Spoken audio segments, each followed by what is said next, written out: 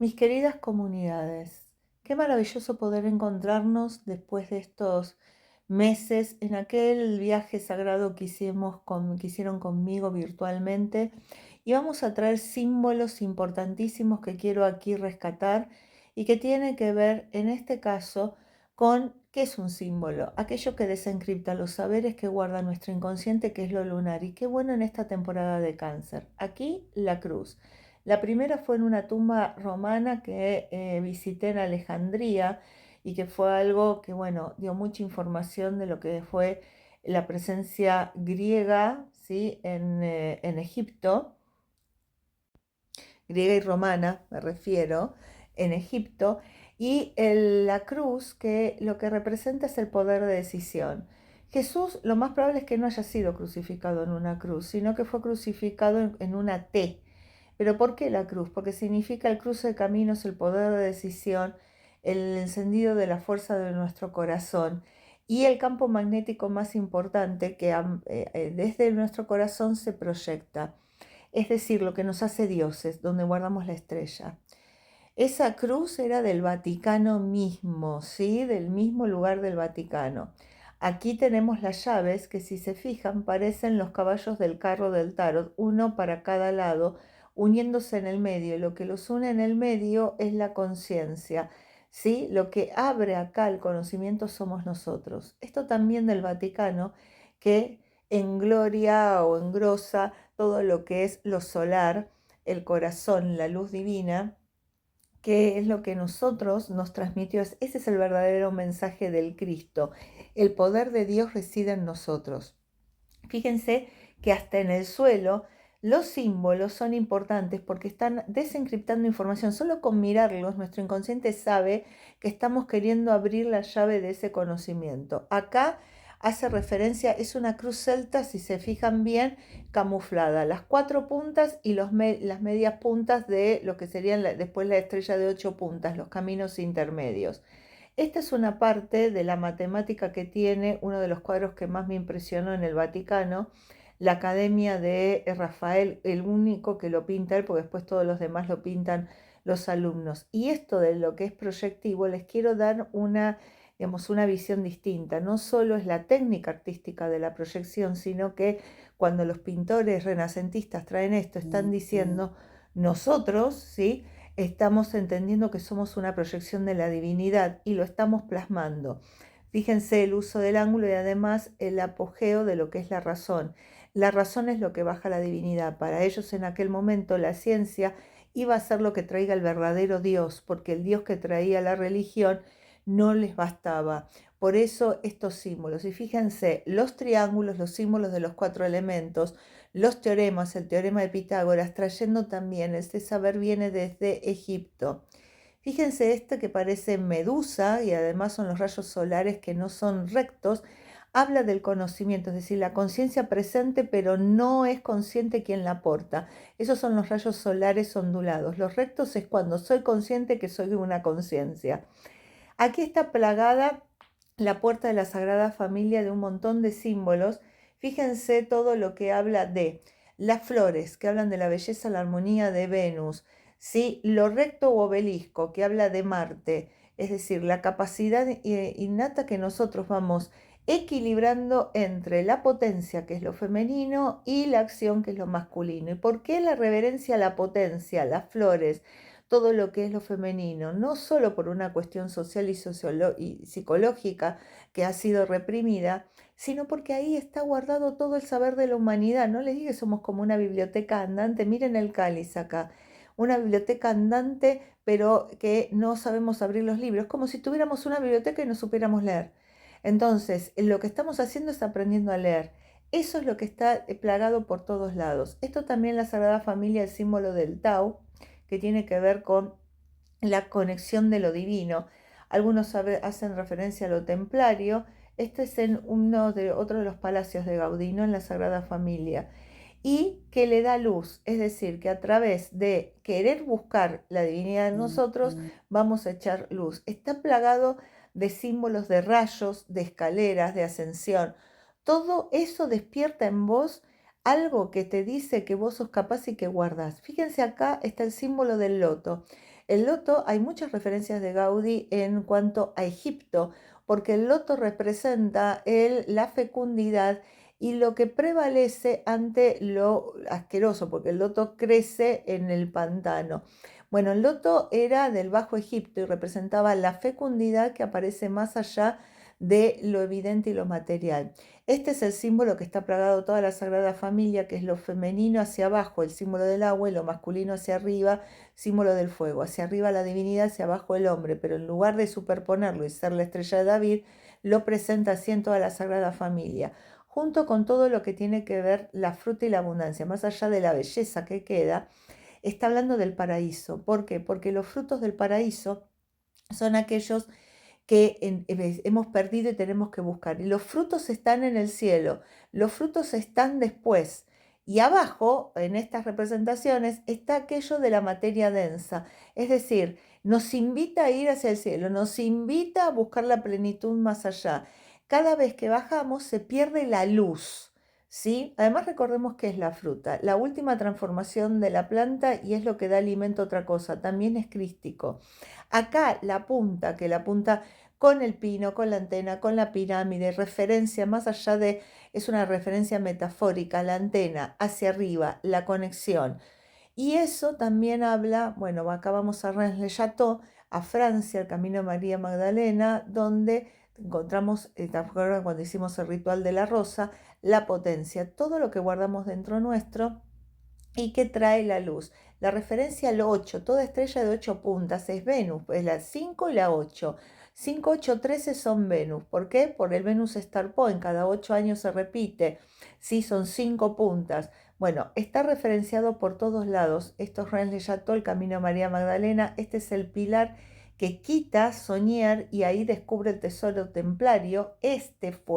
Aquí comenzó todo, la historia que después Dan Brown la pone en el Código Da Vinci, y haciendo referencias, bueno, la estrella de 5 puntas también es el hombre Vitruvio, ¿se acuerdan de Leonardo? Es decir, todos nosotros guardamos la divinidad, somos la potencia de la divinidad, por eso la reverencia a Venus. Bueno, aquí pasamos ya al Museo Británico donde encontrábamos los astrolabios, el marcar los ciclos del tiempo. Los ciclos del tiempo nos conectan a la divinidad y nos dicen que ahí es donde manejamos nosotros al universo.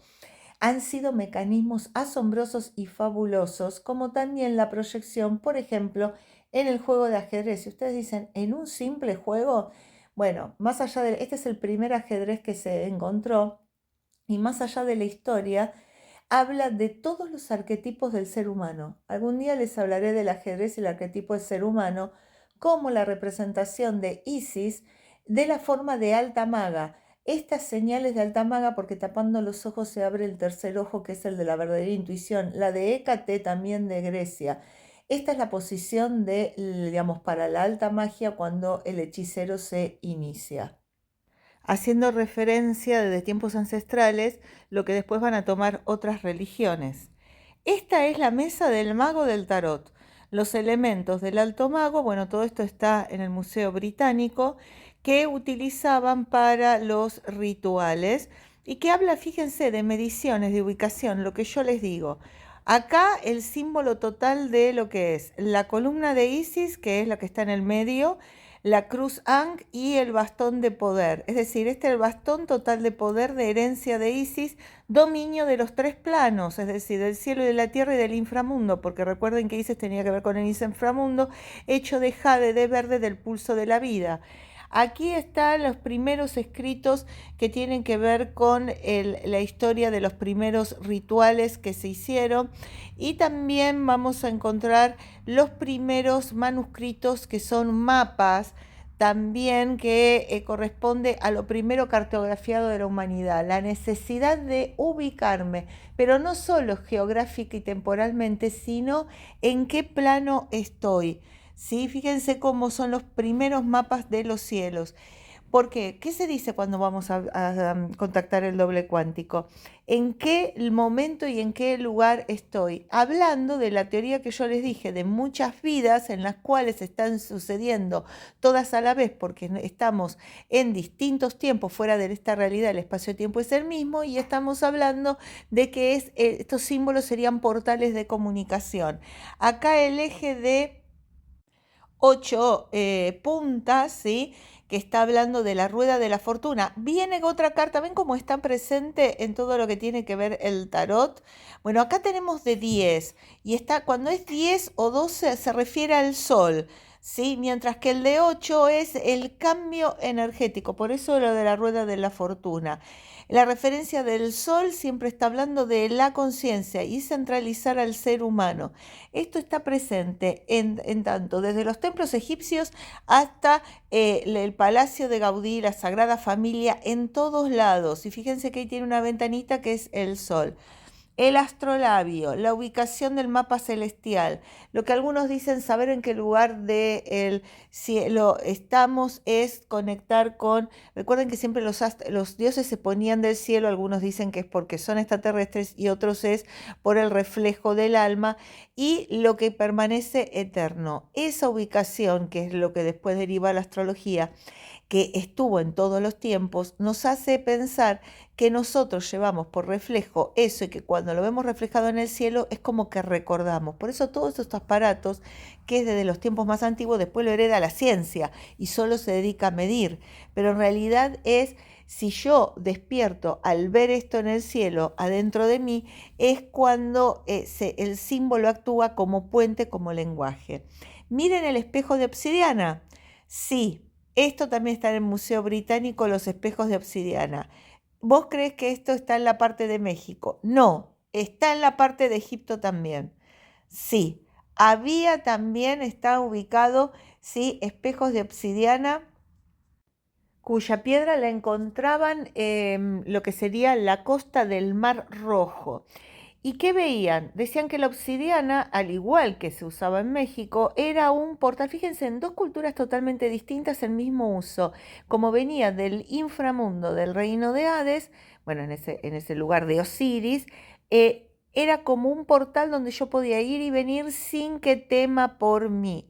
Fíjense, digamos que seguía íntegro. Bueno, acá estamos en distintas iglesias por Londres, la señal de los templarios, la señal de la cruz y los relojes. Fíjense que, bueno, tenemos en el Reino Unido que pasa el mediano de Greenwich, que es un lugar de portal, eso ya lo hemos visto. Recuerden Stonehenge. Esta es la señal que marcaba el solsticio, pero no era solo a ver cuándo siembro o cuándo cosecho, no subestimemos a nuestros ancestros. Estaban marcando o el lugar por donde cambiaba el tono energético y de alguna manera querían ganarle al tiempo dejando estos monumentos. Estos monumentos tan pesados, hechos de roca. ¿Qué es la roca? Lo que trasciende el tiempo. Vos podrías pasarlo de generación en generación, poner un palito y listo. ¿Por qué esta? Digamos que además les cuento, eran todo alrededor cementerios, luego se hacen 36, 30 tablillas que luego se ciernen en este círculo y que es un gran calendario astronómico, porque querían perpetuidad y conocer el tiempo es esto. Esta se hizo cuando fue el 75 aniversario, perdón, del reinado de Isabel II ya fallecida, y se hizo por todo Londres lo que son las marcas del meridiano de Greenwich. Se hicieron marcas en el suelo que hablaban, obviamente dedicadas a la reina Isabel. Todo es un reloj astronómico y en realidad también astrológico. Es Londres, no por nada nace allí Harry Potter, el lugar de la astrología más potente que he visto. Ni siquiera tanto en Egipto, donde yo creo que es el nacimiento de la moral humana. Es Londres.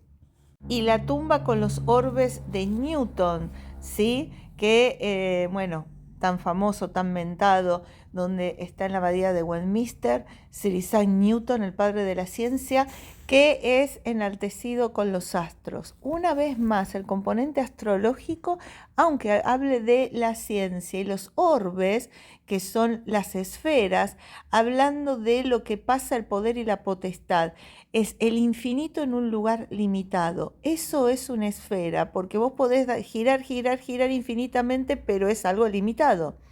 El símbolo de el poder en esta realidad, como el obelisco, el símbolo de la energía masculina, enclavado. Bueno, este es el de París, ¿no? Cuando terminas las Tuileries está el obelisco, bueno, por supuesto, dado o cedido por Egipto. En Egipto, en todos los lugares del mundo que se refiere a la acción.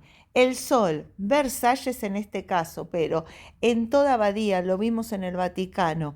El sol como, fíjense, tomando con una cara, ¿qué significa? La conciencia que habla, la potestad, la deidad, pero es la que vive en vos, es la invitación por reflejo, por magia empática que se encienda dentro tuyo.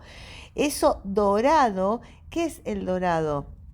Si se ponen a pensar, es la energía de la abundancia, ¿sí? Entonces, ¿qué es tomar conciencia es ser creativo? ¿Por qué? Porque pierdo miedo.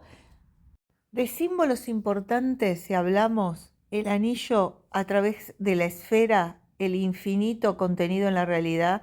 Y miren estos anillos y estos símbolos que son nada más y nada menos de John Dee, que están en el Museo Británico, el primer alquimista altomago reconocido.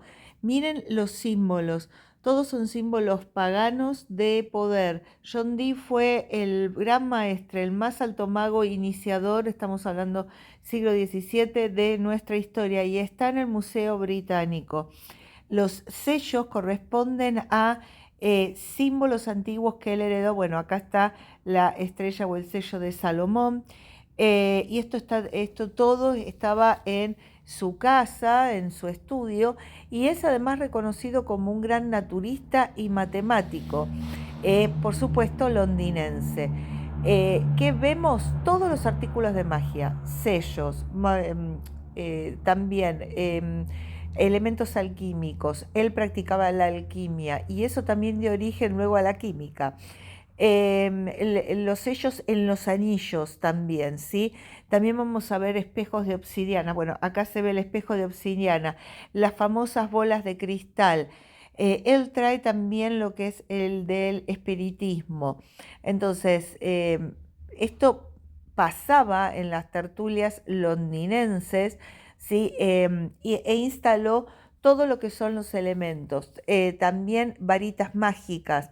Es uno de los personajes en los que más se basa la autora de Harry Potter.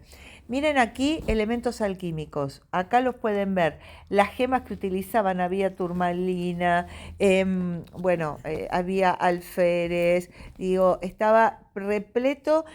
Para mí era el mago, la carta del mago, bueno, es basada en John Dee y también es uno de los que se dice que llega a la famosa piedra filosofal. Miren los cántaros, los utensilios, también todo lo que se refiere a las esclavas o muñequeras que ustedes recuerdan también en los egipcios que tenían, era dadores de poder. Bueno, también esto está en el Museo Británico. Hay todo un ala, no, dentro de un ala, perdón, todo un sector, me acuerdo que entraba, era del lado izquierdo, dedicada a John Dee. Miren, una de las cosas que quiero marcar. Los tazones, los copones donde él realizaba alquimia también tenían sello. Una de las cosas que marcó y que trajo él es que los utensilios mágicos no son utensilios solamente, son utensilios que solo usaba para esto y tenían sellos, símbolos para consagrarlos. Como aquí también vemos, ya yéndonos de John Dee, todo lo que se refería a hacer libros o dejar escritos que tenían que ver con conjuros y hechizos de los egipcios en metal, como inmortalizándolos. Todo esto del Museo Británico. Bueno, acá para armar posición del cielo, carta natal, brújula, para lo que es la ubicación temporal. Bueno, todos estos elementos eran de uso cotidiano, diario, de lo que es, estamos hablando siglo XVI, XVII, en Londres, en el Reino Unido. Fíjense cómo a mano seccionaban los 360 grados. ¿M? Por otro lado, bueno, también había por magia empática los símbolos egipcios, ¿sí? Se traía también en reducido todo lo que tenía que ver con el entender esos símbolos que le, digamos, trajeran al arquetipo al evocarlo en la vasija. Eso después aparece como lo que aparece en las velas, por ejemplo, que son en forma de, ¿no? En forma de pene para la seducción y demás. Bueno, es una interpretación incompleta de estos utensilios. Se consagraban a una diosa para enfocar la magia. Acá tenemos todos los minerales, anillos de distintos, ¿por qué? Porque cada mineral tiene una frecuencia vibratoria. También lo ponían en forma de calavera, que era como que solo quede, era la manera de decir que solo sea la frecuencia de este mineral. Luego algunos lo mal tomaron también. Quiero decir que también esto de la magia empática, de ponerlo en consagrado a una diosa, por ejemplo a Isis, que era la gran diosa de la magia, Hécate, en Grecia, significaba que quería que la energía se enfoque. Y ese es el principio de la magia, energía enfocada, no contaminada. No puedo mezclar Venus, Marte, no. Le dedico a un dios, entonces ahora yo vibro en esa tónica y hago para que eso suceda. Eso es lo que es consagrar. Y lo sabían y lo tenían, por ejemplo, iba a un templo y ahí encendía mi arquetipo, la magia que tenía que ver con ese dios. Bueno, acá tenemos la famosa piedra Rosetta, la tan mentada, momento tan mágico allí en Londres, donde se puede empezar a interpretar por Champollion los jeroglíficos, porque estaba en copto, en griego y en jeroglífico. Bueno, un momento muy emotivo. Lo soñé desde chiquitita. Carl Sagan hablaba de la piedra Rosetta. Yo tenía 8 años y cuando la vi ahí, la verdad que es muy emotivo, se los recomiendo. Fue como descubrir toda una parte de nuestra historia, porque resulta que a partir de aquí es que pudimos entender a los jeroglíficos. Y este es el bastón de poder. ¿Mm? Que también tiene similitud con lo que sacaba en el cerebro el embalsamar y que tenía que ver con Osiris, porque en el acto de embalsamar es que me hago eterno y eso era lo más poderoso. Acá vamos a ver parte también de el papiro de Ari, que es el famoso papiro que luego se denomina el libro de los muertos. Es un papiro enorme, muy extenso, con fórmulas mágicas, donde los egipcios enseñaban los pasos y rituales para ponerse, digamos, era como si yo dijera, acá los vemos algunos más, como si yo dijera, bueno, vamos a ponernos todos de acuerdo y todos vamos a repetir todos juntos. ¿Eso qué hace? Eleva la frecuencia vibratoria. Si todos hacemos lo mismo y al mismo momento, ¿qué nos, digamos, aseguramos? Que vamos a mantener algo y enfocar. Si la energía es enfoque, y si yo lo hago y además lo haces vos, qué mayor enfoque. Por eso el pase de los conjuros y los ritos. No porque tenían poder, sino para ordenarnos y sacar nuestro poder. Bueno, eso es algo que no está muy popularizado. Esto se estudia en las escuelas de misterio, se los traigo yo para que tengan otra visión y por eso los egipcios digamos, lo enseñaban a través de este papiro, que da vuelta a toda una sala, es enorme lo que han descubierto y por supuesto dedicado en este caso sí a Isis y Osiris, porque Isis y Osiris ofician del puente de conexión entre el inframundo y este mundo, mientras que Aton y Amun es de este mundo con la divinidad. En toda esta, digamos, en esta cosmogonía unimos el cielo con el inframundo y todo el camino del alma, el Va y el Ka que yo tanto les había hablado. Las fórmulas mágicas le enseñaban a las personas de manera un poco dogmática, hagan esto, ¿para qué? Para asegurarse que todo el mundo lo haga. ¿Y cómo te lo aseguro? Te doy miedo. Entonces le infirieron a los rituales un poder que en realidad no tiene. Lo que había poder era que todos a la vez lo hiciéramos de la misma manera, que eso es, bueno, es lo que hacemos en la cósmica, porque el poder está en cada uno, realzando un arquetipo, una deidad que vive dentro nuestro.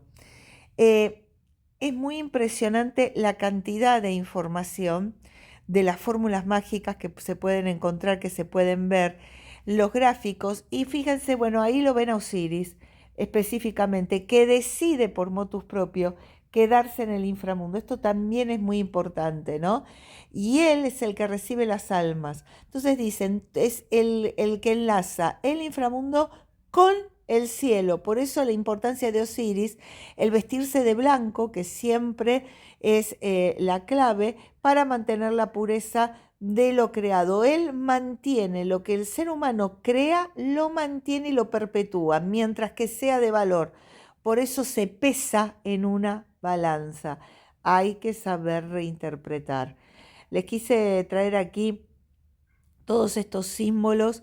Hay más para indagar, tengo algunos videos que también les voy a querer compartir, y este que me parece espectacular. Este reloj astrológico, están las fases de la luna, están los 12 signos zodiacales, están, digamos, es un reloj, esto también londinense 1584, estamos hablando de época copernicana, un reloj astrológico.